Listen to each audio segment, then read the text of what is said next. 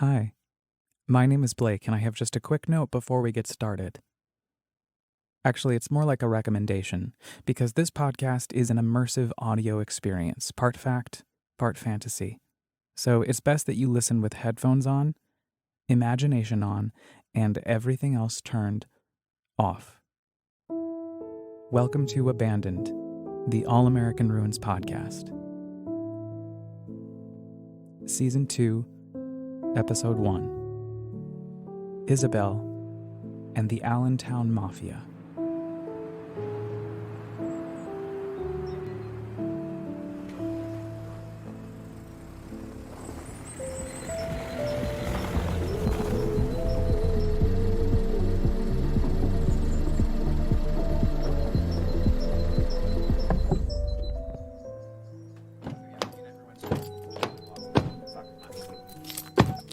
Isabel notices everything. Everything. She notices feelings before they're revealed, details before they're missed, vibes before they've been reverberated. Energies that may or may not be there, floating above us and among us and all around us. It can be a blessing and a curse. And shh, come closer. At this moment, Isabel is convinced that this is where the Mafia brings people to die. Or something. I don't like it. We duck under the broken garage door in a delivery dock at the back of the building. The large gap that allows us fairly safe passage is either years of wear and tear or man-made. It doesn't feel good. I know that.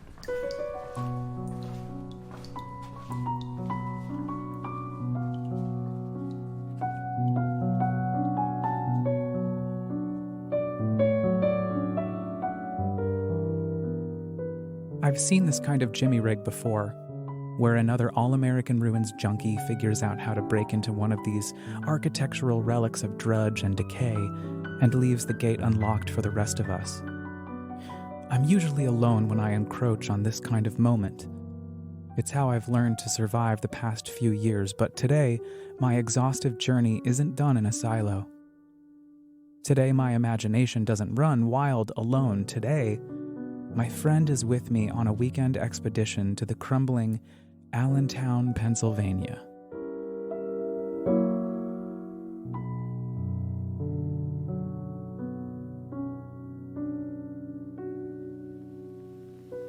After all is said of the industrial might of Pennsylvania, the opportunities for profit, for plants, for a place to work, the greatest appeal of the state to the greatest number of people is still to be found in the thrill of a visit to or a vacation in this land of beauty, fun, and history. Western's Allentown plant is in the vanguard of today's growing trend toward miniaturization, whereby an entire telephone central office may someday fit into a space no larger than a living room.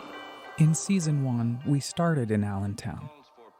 Not for any particular reason, it was just a place I drove through towards the beginning of the pandemic, and I saw a ton of abandoned buildings that somehow felt familiar. A couple of weeks later, I had that fateful dream about the abandoned dairy farm from my childhood in Colorado Springs, where I learned to use my imagination as a tool for healing. But, well, you already know that. You already know that I explore abandoned spaces.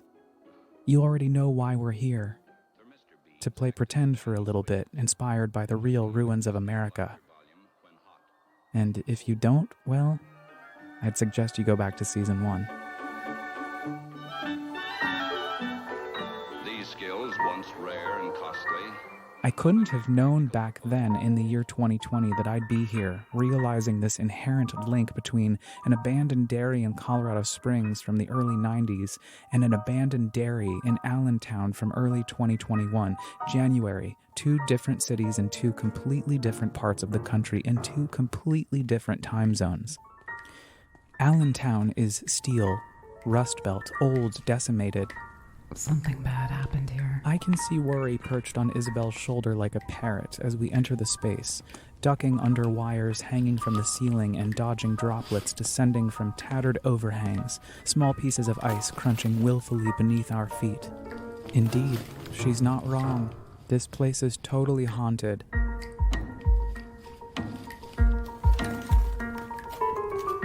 And like any other abandoned space I've visited, it pulls me in with a little bit of wonder, and also a little bit of intrigue. Whatever the story is behind this place, fact or fiction, something's cooking in my imagination, and in my friend's imagination. I think I'm gonna stick around, but I don't know if Isabel will. What do you think happened? I don't know. It just feels off.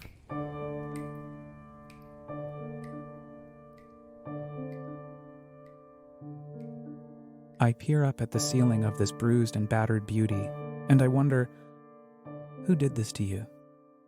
Who left you like this?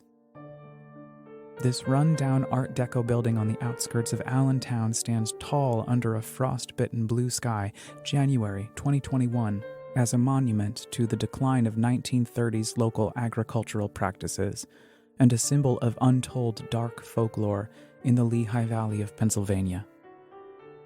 Whatever that untold dark folklore is, Isabel has picked up on it. Possibly paranormal vibrations, some good, some bad. I am undeterred by her palpable concerns about proverbial hitmen doing their dirty work, but I have to remain respectful of her feelings. That's how our friendship functions, through honesty and integrity. And to be sure, I can't say she's wrong about anything she senses. My own imagination is starting to awaken.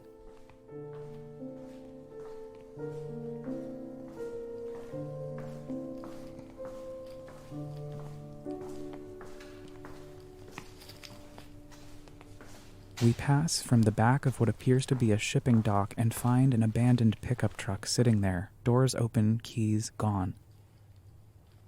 We don't dare get too close, but inspect from a distance this strange automobile calamity. For a moment, I think I see a body sticking out of the back seat, but Isabel has already moved into a spacious room with lots of sunlight. I begin to see outlines of eidolons, the specters of plant workers past. Isabel senses something far more sinister lurking in the shadows of the decades that this historic building has amassed. I think I need to go. That's no problem. I can meet you outside in a bit, 30-ish? Yep.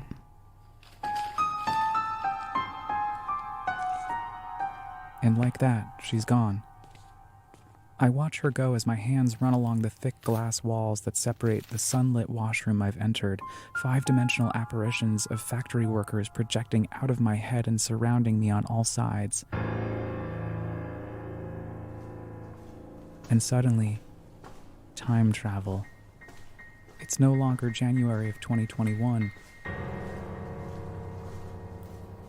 It's January of 1935, in the heart of the recession, as union workers hustle to keep the factory running to its fullest capacity, a sole hub of commerce in an otherwise economic nightmare. People need milk. The building manager, Victor, whispers in my ear as I scream and spin 180 degrees. Whoa, whoa, whoa. Calm down. Relax. This way. And I don't know why, but I follow Victor.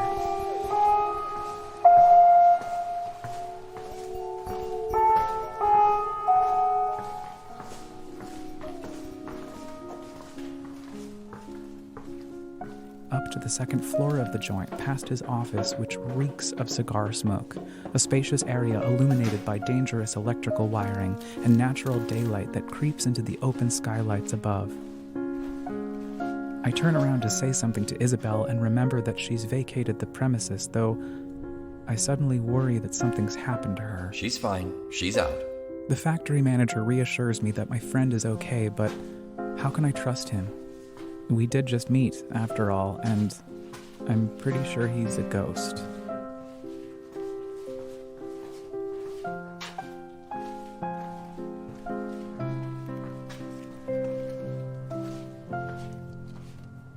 He smiles at me under a thick, curled mustache as I trail behind him, observing his Napoleonic glide as we reach a landing that overlooks the giant sunlit hall.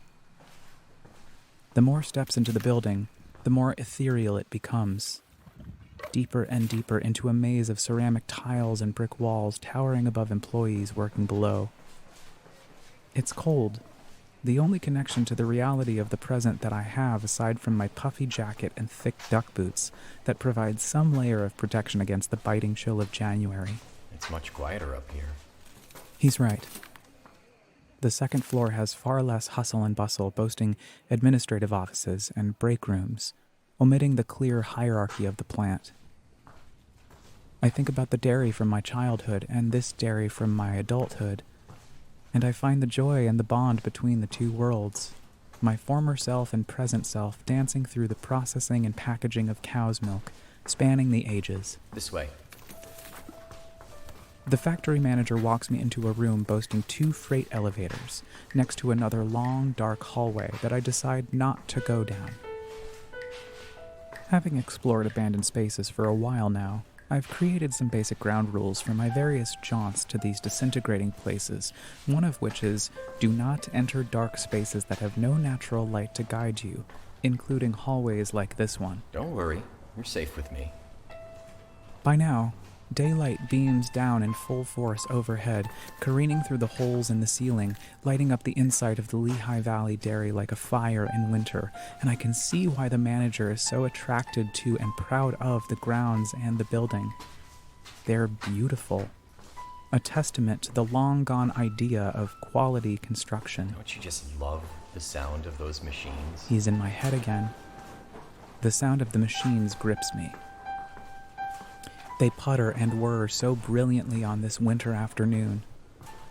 I close my eyes and listen to the roar of the Great Recession, the roar of the current recession, watching countless people lose their jobs, struggling to live paycheck to paycheck, moving home, astronomical healthcare costs, foreclosures, student loan and credit card debt looming over millions and millions of Americans, while the rich get richer, then demonize the peons at the bottom for being, quote-unquote, lazy.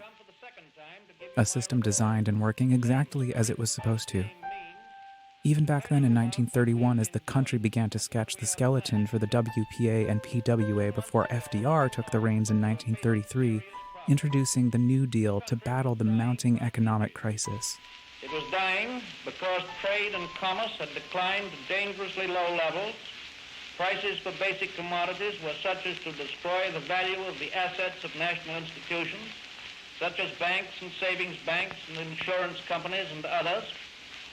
These institutions, because of their great needs, were foreclosing mortgages, they were calling loans, and they were refusing credit. Thus, there was actually in process of destruction the property of millions of people who had borrowed money on that property in terms of dollars which had had an entirely different value from the level of March 1933.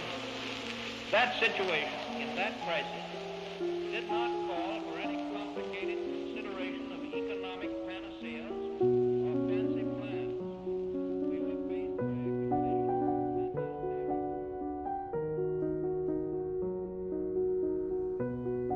My eyes pop open. The room is still except for the soothing sound of glass bottles being packaged. The chaos that just erupted inside me suspends for a moment, and it dawns on me that I feel unafraid and begin to wonder how I can feel so safe here and Isabel can feel so much fear, and vice versa in other situations. I peer over the balcony and watch folks in the middle of the workroom hear the factory bell sound. Lunchtime. Hungry? I am. We make our way to a break room filled with cigarette smoke and raucous laughter. Everyone seems happy here, and at first it puzzles me. It's 1935 and the Great Recession is in full force with no clear end in sight. It's gotta end, right? He's listening to my thoughts, again, and he's right. The resiliency of the human spirit is pretty fucking amazing. I stare at this room full of ghosts, eating their boxed lunches and laughing, and I begin to feel warm on this blustery day. Even though this cooperative of folks, all of whom were eventually forced to vacate the building in 1989 after an unpredictable round of layoffs, will occupy this space for less than 60 years, they're my heroes.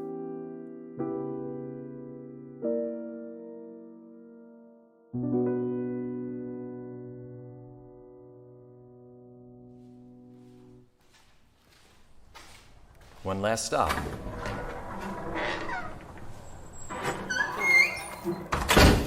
We walk outside into the afternoon sun beating down on a foot of snow that blankets the landscape on the south side of the ruins, a few paces down from a large gash in the side of the building overlooking Allentown. Isn't that skyline something?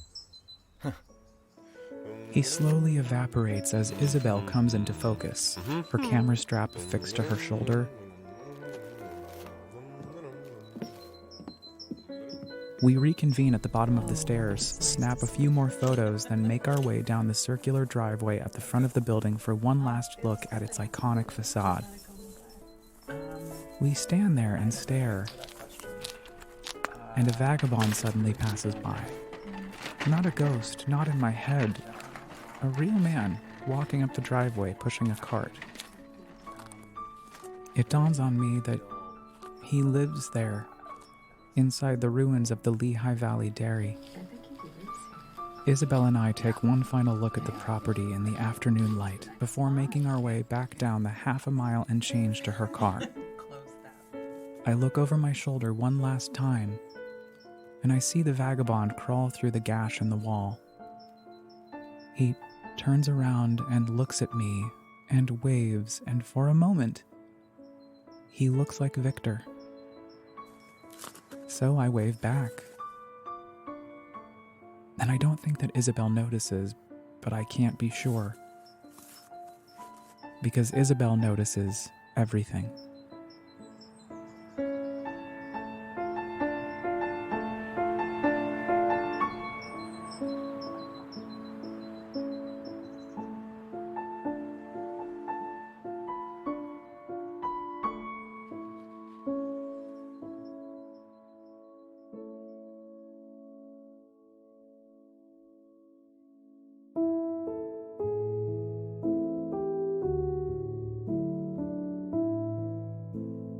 If you're just tuning in, welcome to the second season of Abandoned, the All-American Ruins podcast.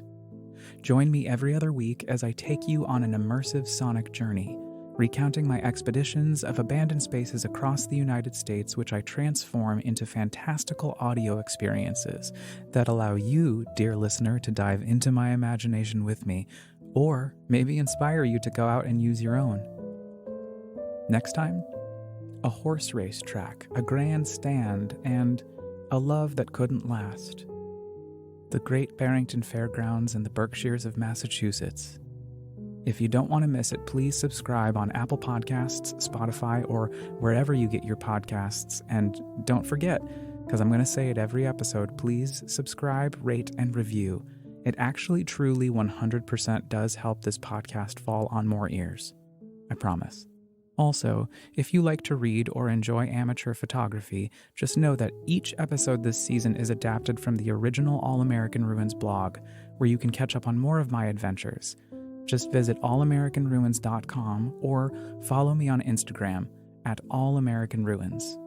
Abandoned, the All-American Ruins podcast is hosted, written, edited, and produced by me, Blake File, with studio space courtesy of Radio Kingston, WKNY, AM 1490, FM 1079 in Kingston, New York. Special thanks to Ida Hakala, Jimmy Buff, and Manuel Blas for the mentorship and encouragement. To you, the listener, for taking the time to explore these abandoned spaces with me, and to Isabel for her own adventurous spirit.